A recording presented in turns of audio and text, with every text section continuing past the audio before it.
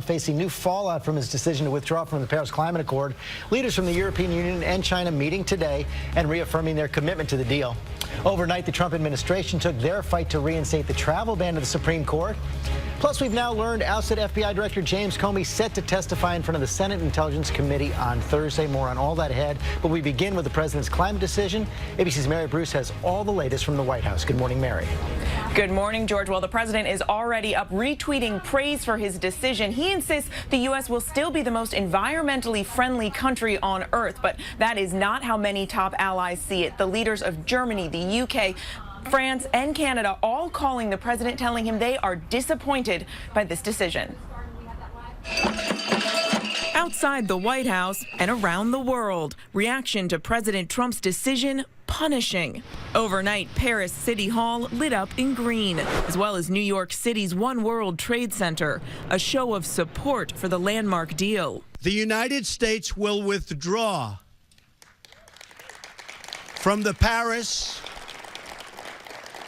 Climate Accord.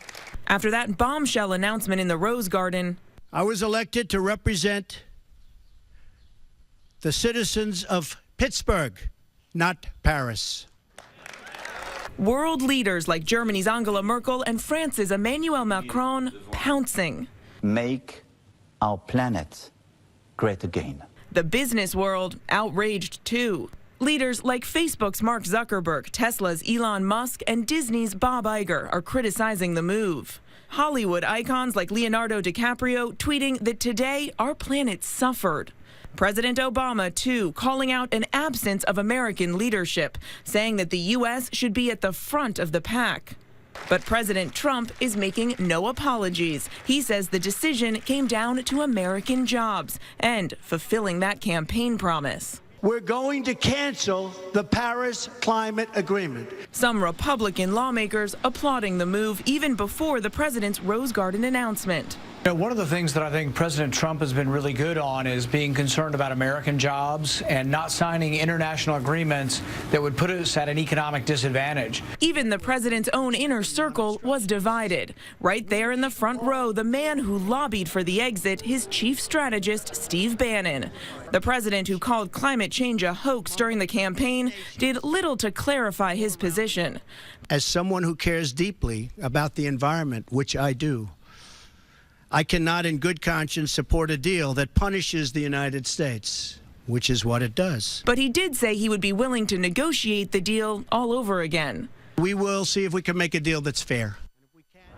But global leaders are already rejecting that call, George. They say the Paris Climate Accord is simply not up for renegotiation. Yeah, they're not ready to do that at all. And, Mary, on another front, we do now know that James Comey, the former FBI director, is going to be testifying before the Senate Intelligence Committee next Thursday.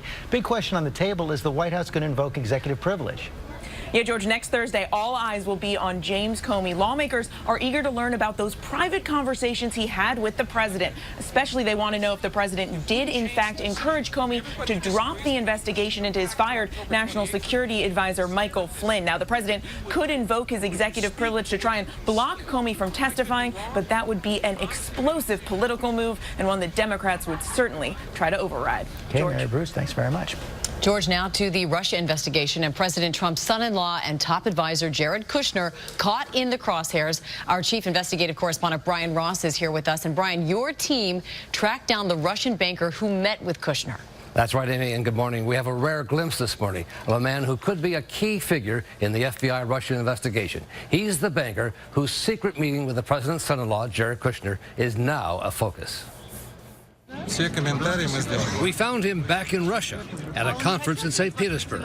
But Sergei Gorkov, trained as a spy, refused to answer any questions about why he met with Kushner or what they talked about. Did you talk about American sanctions, he was asked. We have absolutely nothing to add, he said. We have a lot of meetings. The meeting under investigation took place after the election, as Gorkov ran the Russian bank's branch office in New York under U.S. sanctions, and came at a time that the Kushner family was racing to raise money for its troubled real estate business. Did it involve the sanctions on the bank? Did it involve any business potentially? Investigators say they want to know if Kushner went to the bank for help with this troubled investment, a skyscraper on Fifth Avenue, the 666 building, which analysts tell ABC News is 30% empty and cannot generate enough rental income to cover its huge debt. They borrowed $1.3 billion. That loan has to be paid back in 2 years. The White House says the meeting between Kushner and Gorkov was about U.S.-Russia relations and arranged by the Russian ambassador. The bank says no, it was a private business discussion. This has conflict of interest written all over it. I think it's a huge problem for Kushner to be in a situation where his White House portfolio essentially allows him to have liaison with all sorts of corporate and financial institutions. The Russian banker Gorkov could answer many of the questions the FBI and Congress are asking. But as of now, he's trying hard to stay out of the spotlight, giving us what in Russian is called Atmaknutsa, the Stonewall. Kushner continues to hold a top-secret clearance and work in the White House. His lawyers say he'd be glad to testify before Congress and answer any questions. George? Okay, Brian, thanks very much. Let's talk about this now with Kellyanne Conway, Counselor of the President. Welcome back to GMA. So why was Jared Kushner meeting with a Russian banker? Jared has said that he's willing to go and share whatever information he has. He actually has made that clear for many months now, and he looks forward to doing that. Right, but there seems to be a discrepancy here. The White House saying that he was talking about Russian relations, U.S.-Russian relations. Did they discuss sanctions? The Russians are saying, no, this was private business.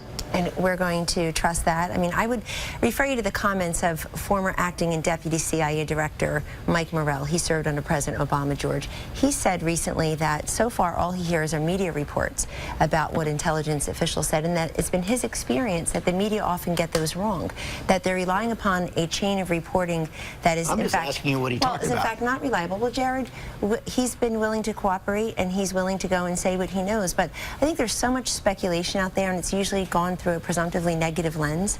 Let's give him a chance to say what he knows. And that's why I was trying to ask you, but you're not prepared to say what he was talking about right now? No.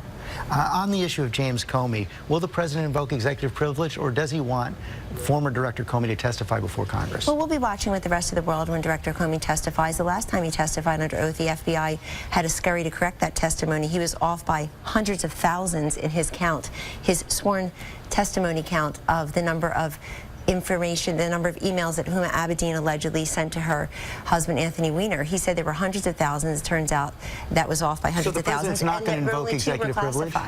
The president will make that decision. But look, we also want to refer everybody to what Deputy Attorney General Rod Rosenstein said about James Comey, because Rosenstein, as the DAG, he has direct authority over the FBI director.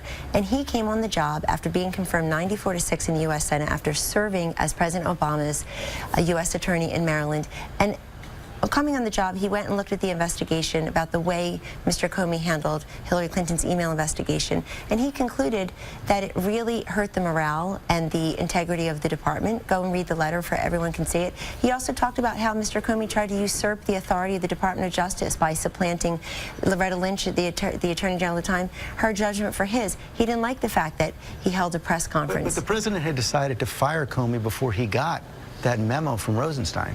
He said that he was thinking about that for a while, and that is true. He saw that testimony a few Wednesdays ago, was very unimpressed. You know how the president feels about Director Comey, and Director Comey, in his goodbye letter to his colleagues at the FBI, George, clearly said that he has long believed a president has the right to fire an FBI director for any reason or for no reason.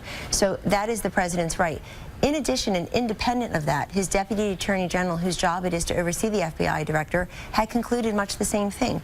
He said that the morale and the integrity of the department had been compromised, and that one of the only thing that unites people of diverse viewpoints is their dissatisfaction with the way Mr. Comey handled the end of the Clinton email investigation. At that time, the president also suggested he had tapes of his conversations with Mr. Comey. Does he have those tapes? Is he going to release them?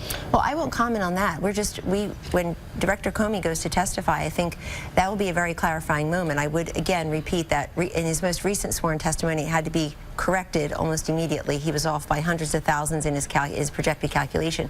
But it's more important to have somebody testify under oath, frankly, than to have his friends and his former colleagues out there speaking to the media not under oath. We will all be watching on Thursday. The president says he wants to renegotiate this Paris Climate Accord, but we saw the leaders of Germany, France, Italy come out. UN officials also come out and say it cannot be renegotiated. So how's the president plan to do this? The president said many things yesterday. Most fundamentally, the president said, as he always has, George, that his first responsibility is to Americans, their interests, their jobs, and economic growth here. Why should we front load so much of the economic burden in this agreement to the detriment of the American worker? All the projections say that we would have a decline in some of the key sectors where men and women in this country rely upon for their livelihood: cement, paper, natural gas, coal.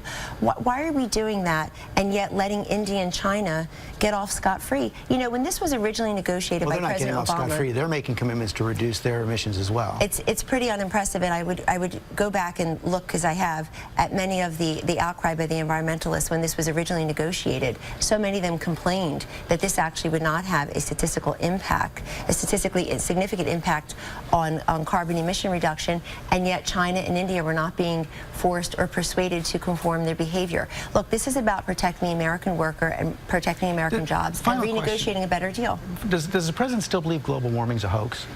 The president believes in a clean environment, clean air, clean water. He's received awards as a businessman in that regard, and he made very clear yesterday what he doesn't believe, which is that the U.S. government should stay in an agreement that gives us too much of the financial burden, too much risk to these industries where the coal miners, people who work in cement and paper, people who he looked in the eye in place after place and city after city while he was running for. Does he believe global warming is a hoax? He believes in clean air, clean water, a clean environment, and he believes that we have to negotiate better deals for this country and that there's a balance between environmental protection and economic growth. I'll ask it one more time. Does he believe global warming is a hoax? You should ask him that.